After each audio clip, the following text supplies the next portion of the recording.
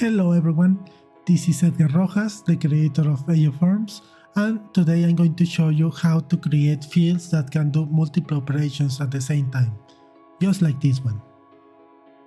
So as you can see here, the field displays two values, price and time.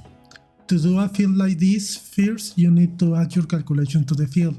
The price calculation is added in the pricing section, and to create the second one, we are going to use this meta section.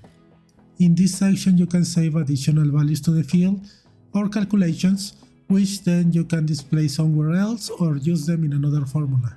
So for this field I created a new formula called time, and then I clicked here to add a new formula, and here I placed the formula that I want to use. Now my field calculated two values as I want, but it doesn't display them anywhere. So to do that, I'm going to use the description setting to adjust the description as I want it. In this particular form, I had to use two additional formulas in the description because I wanted to format both the price and time.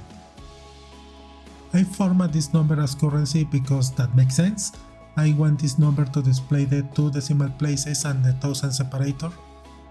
And for the time, I use the time format because, for example, instead of displaying 70, I want it to display 1 hour and 10 minutes. Lastly, I configure my field to hide the price because it is already displayed in the description, and also I configure the description to be shown only when the field is filled. And that's it. Now with this configuration, my field works exactly as I want it. I hope you liked this video. It was a kind of short one, but if you're interested in a more in-depth explanation on how this form works, please check out the form demo. I will leave a link in the description.